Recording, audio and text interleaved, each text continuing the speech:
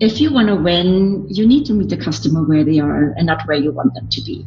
There's other metrics that will change how you look at retention. And one of them is time to second purchase. Your time to second purchase is just really important because repeat rates tell a different story when you layer time to them, right? Because a 60% repeat rate in 3 months is very different from a 60% repeat rate in 30 days. Honest Ecommerce is a weekly podcast where we interview direct-to-consumer brand founders and leaders to find out what it takes to start, grow, and scale an online business today. Hey everybody, welcome back to another episode of Honest Ecommerce. Today, I'm welcoming to the show Sonja Grasser. She is the founder of Retention Theory and a fractional retention consultant in the space. She helps CPG brands stop the customer churn and build retention systems that become their most reliable revenue source. Sonja, welcome to the show. Hey Jay, thank you for having me. I'm excited to chat. So I introduced you with your awesome byline. Anything that you want to add to what you're up to these days with Retention Theory? Yeah, thanks for asking. So I help CPG brands dial in their retention, which is often on the back burner. So that's when I come into play and help them figure out what to do so people actually stick around. And I'm just going to ask some like 101 level questions here. Yeah. When you say retention, is this just getting repeat customers or is this more subscription? Like what are some of those areas of the business to where you're touching? Yeah, so it really touches all points of the customer journey from second to multiple purchases. And that includes what you mentioned, their subscription program, their customer communication, whether it's email flows or what they actually send out in campaigns. But it's also understanding what the patterns are and how people consume their product. So it goes much deeper than just surface level subscription work. You mentioned something just now that was actually my follow-up question. You said consume. So when you're talking about CPG, in my mind, that's consumer packaged goods, and they lend themselves to typically be more consumable. Is that definitely a trait in which most products that you help have? Yes, absolutely. So I work with brands that are in that space ranging from vitamins to cosmetics, to drink mixes, anything that is actually predictable in terms of consumption when I know the usage frequency of the customer. Yeah. And me as a nerd and have been doing this for a decade, awesome business models. Mm-hmm. I've obviously just mentioned I've been in the kind of the e-commerce space going on almost a decade now. What was your tenure? What was your career? What led to you launching your own kind of business, planting your own flag, and like really dialing into specifically this retention element? Yeah. So my journey is a bit different from most retention marketers I know. I don't come from the typical marketing background. I actually come from a law background and I also traveled a lot.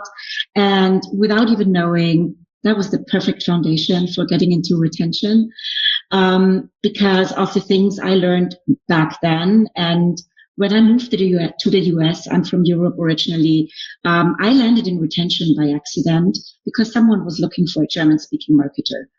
And I fell in love with retention and specifically with CPG because of that requirement to be analytical and to have somewhat an understanding of consumer psychology and not just marketing tactics. Before this, you did say that you're going to try to be as actionable as possible for the listener. Yeah. And we're going to try our best here. So I've got my first question here, probably an easy one for you. What is the biggest mistake you see CPG brands making in regards to retention?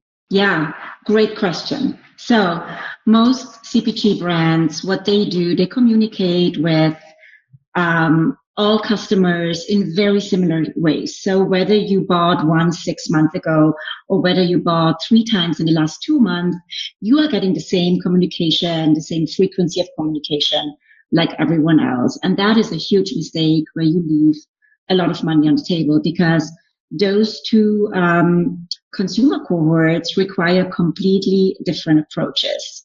Someone who purchased once, they need more education, they need social proof, they need to build more trust. And if it's been a while, then that tells you already that it's going to be more difficult to get them to their second purchase. Someone who has purchased repeatedly, they need something completely different. They need perhaps novelty at one point, or just help with understanding how to use the product better. So you have those two ends of the spectrum. If you send them all the same, you will bore your repeat customers and you will overwhelm your new customers. Gotcha. So the biggest mistake here is we're just going to use up a fictitious brand. They sell deodorant, right? And this brand is just blanket emailing all of their customers, their campaigns, or their automations even within, arguably it's probably going to be Klaviyo. Yeah. But the messaging is, just buy another one. And it's not targeted to, education on that buyer that hasn't done a second purchase or even done a purchase before. And then it's not, maybe more incentivized, or there's other solutions you can speak a different language to a VIP buyer. There's none of that is in consideration. They're just the same message to everybody. That's a giant, big mistake. Yes. And there's a typical marketing structure brands follow, which means they want to sell more of their products. They want to cross-sell into other categories. And there's rarely consideration when's the right time to do that, or whether it's even the right time to do that. So one step everyone can take today is to audit their flows and branch out those customer groups right away, right? Branch out customers who purchased once and then branch out by multiple purchases. And if you want to get extra points, have multiple branches based on how often people purchase, right? Be even more specific. But even that one branch between bought once and bought more often is going to help you become so much more relevant in your communication for the customer. And you can actually, instead of trying to just sell them another item, you can actually help them with what they need in that step of the journey. That makes sense. And so you mentioned that your job really comes in taking a customer and repeating it. But when you're building out those cohorts, I would probably argue also there's a cohort for people that haven't purchased yet that signed up for your emails because they are interested and you're just not doing a good job telling them why they should buy your product. Absolutely. And you can probably do less in flows because they won't probably enter too many of the flows before purchase. However, when you send out campaigns, it's an absolute must to have your segments split out by prospect and customer. Now, on the opposite side of that spectrum, and this is something that I see oftentimes on Klaviyo, and we're going to circle back to Klaviyo a lot in this conversation, but it's just a placeholder for whatever your email platform is, even though it is the best, I think, in the ecosystem. But, there's Attentive out there, but these rules also apply through texting. Also, I see that direct mail is getting very popular again. So these same strategies kind of apply through all these different direct channels. But we're kind of probably going to default to talking about it through the lens of Klaviyo because it's just easier for a lot of people to understand. Hey, everybody, just a quick reminder. Please like this video and subscribe if you haven't. We're releasing interviews like this every week, so don't miss out. Now back to the interview. You've got prospects and then you've got customers and then you've got people that are potentially going to churn, which means they are going to unsubscribe from your list, possibly unsubscribe from the subscription to that recurring revenue product. How do you identify folks that are going to churn? And is there a way to maybe make them not churn? Yeah, absolutely. And there are actually signals that will tell you if someone is more likely to churn. There are three main signals.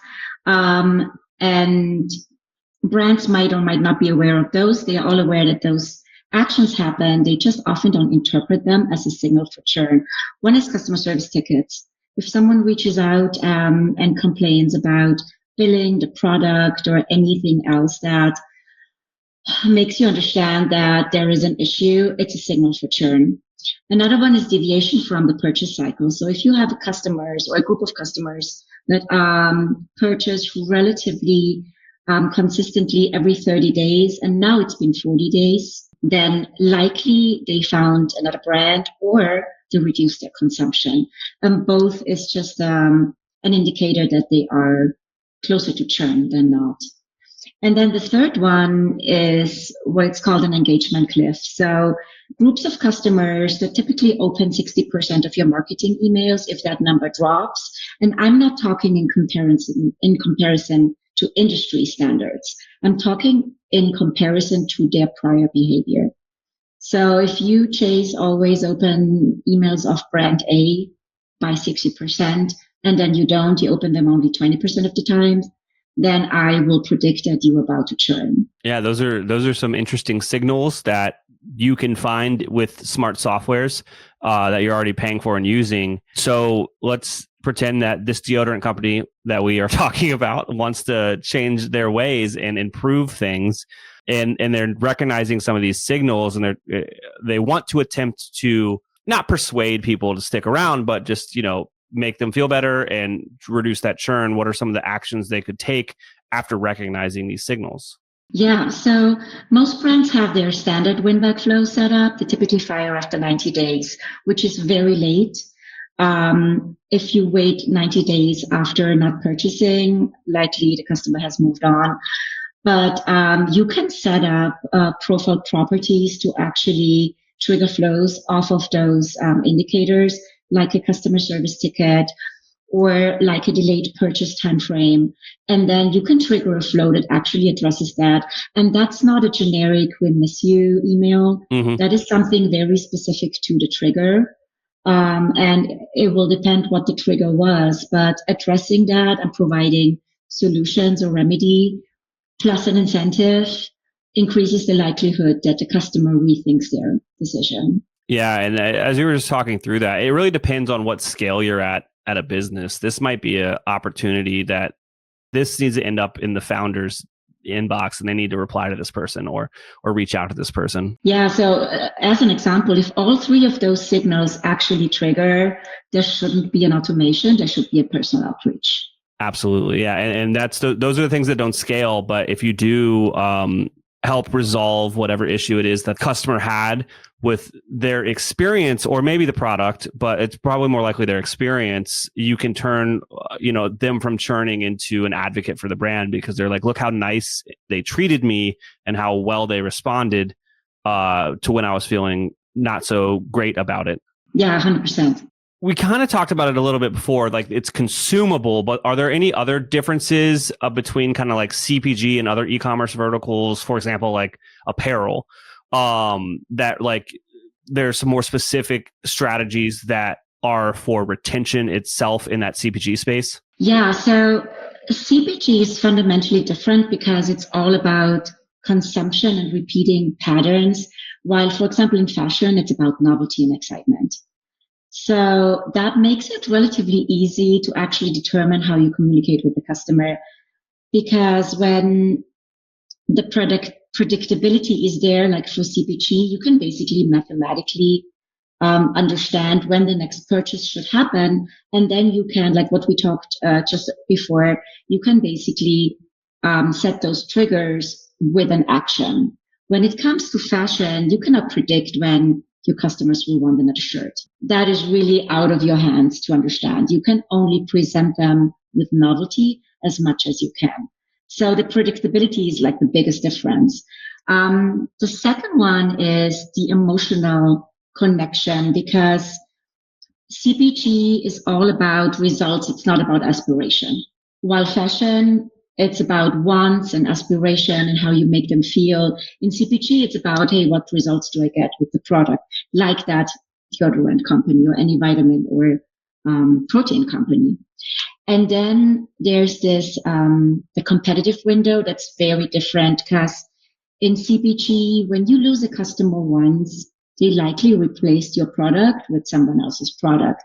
But let's say in fashion, they might come back next season. As we've been walking through it in this conversation, I've just felt myself like realizing those differences that I knew were there, but I never thought about it in such a distilled way about those things. And, it's making me think creatively about our agency and maybe the types of customers or clients that we want to take on, because of the types of problems that they're experiencing and just the things that we find fun.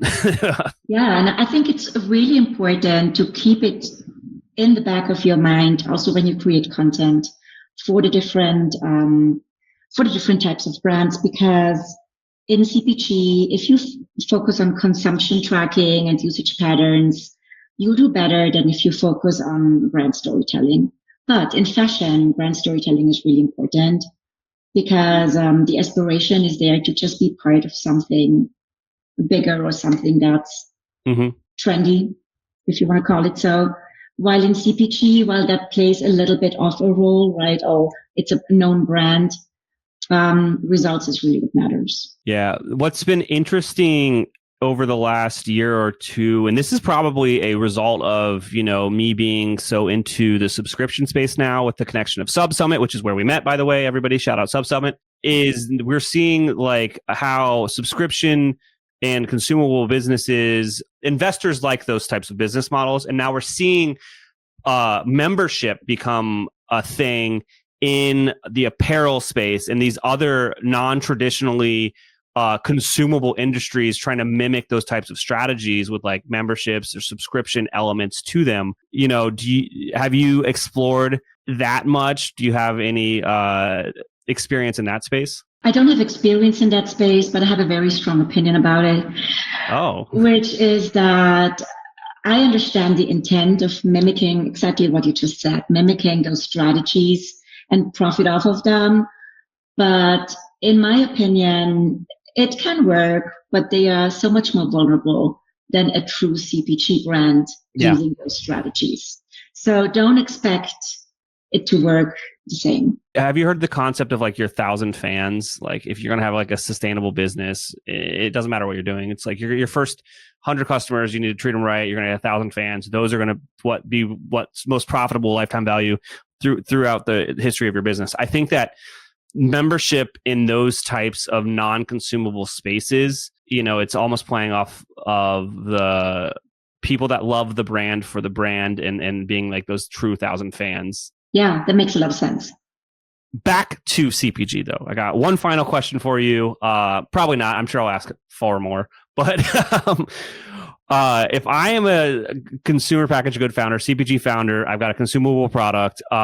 What are the metrics that I should be tracking in this retention space that I may not be tracking, I might be ignoring? Amazing question. So most founders or CEOs that I meet, they obsess over CAC, cost of acquisition, customer acquisition cost, and just basic repeat purchase rates. But there's other metrics that will change how you look at retention. And one of them is time to second purchase. Your time to second purchase is just really important because repeat rates tell a different story when you layer time to them, right? Because a 60% repeat rate in 3 months is very different from a 60% repeat rate in 30 days. Yeah, that's double the cash flow.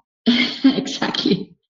So that's one thing that just needs to be measured with that extra layer. Another thing is consumption cohort analysis. We all analyze our cohorts on a monthly basis, but very few brands analyze them by consumption patterns and group high consumers and low consumers together because they have completely different patterns and they have completely different LTV and outcome. However, they are treated the same and they are both valuable as individual cohorts. Most brands want all customers to behave the same. They want them all to be high consumers, frequent purchasers. Yeah, good luck with that. Good luck with that. I understand the intent. However, if you want to win, you need to meet the customer where they are and not where you want them to be. So could I ask I think I have an example of this.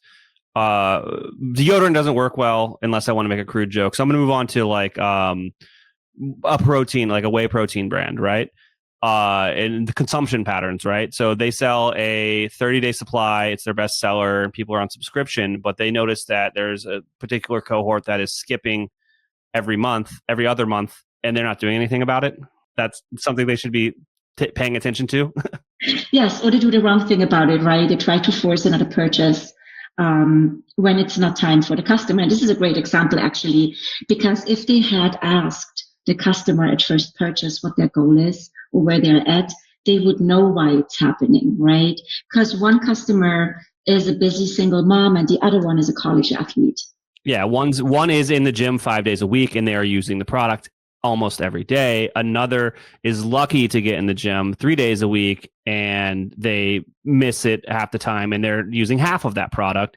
So it lasts longer for them. Right. Or they use it differently because the single mom uses it as a meal replacement when she's very busy. And like you said, the college athlete goes to the gym, uses it once or twice a day. So one needs the convenience, the other one needs the results and predictability. Yeah. You got to understand that. And you can get that information. I told you I was going to ask more questions than I thought I would. So does this lean into the quizzes became super popular in the last couple of years. And I still think a lot of people are not doing them at all, which is weird to me. This is like information you would learn up front through like a quiz to then help power these retention strategies. Mm-hmm. Have you ever, I'm sure you have, purchased a product and then on the confirmation page, they ask you, where did you find us? Yeah. I mean, I fill those out because I know why they're there and I want to be a nice person. It's like a little inside baseball. I'm like, yeah, I will help you. I actually found this through Google. So while it's great to understand source, this is an amazing opportunity to ask, hey, what's your goal? Why are you buying this? Yeah. And most of those surveys, they are powered in a way that they can pass on profile properties to Klaviyo. Yep. So there you have it, right? So now you know, busy mom, college athlete. Now you know, branch out your flow. Now you know, give them different content. Now you know, by cohort, oh, I'm not expecting them to repeat in 30 days, but maybe in 60. Or if I give them some recipes, what else to do with protein than just a shake? Maybe the mom uses it for the muffins, you know? So you got to get creative on what to do. Absolutely, Sonja. Now, is there anything I didn't ask you about today that you think would resonate with our audience? No, I think you asked me basically enough for everyone listening to that to take action. And what I would want your listeners to take away from this is don't think about retention marketing as just a marketing channels. Think about it as applied psychology, basically. Be more interested in why customers do what they do than what they do. Like that's not enough, right? What they do is not enough. You need to understand why they do it. So once you have the why, you can use all those strategies and more to optimize your retention. Absolutely. And all the why questions not only help in marketing, but they also help in conversion rate optimization and building more profitable bundle. Like all of this information is useful all over the place. If I'm out and about online and I want to potentially add you on LinkedIn or subscribe to your newsletter, like where should I go? What should I do? Yeah, LinkedIn is the perfect place. You can find me under my name, Sonja Grasser. And I also have a newsletter. I send out tips and tricks once a month, not overwhelming anyone. Retentiontheory.com is where you sign up. Awesome. Sonja, thank you so much for coming on the show today. Thank you for having me.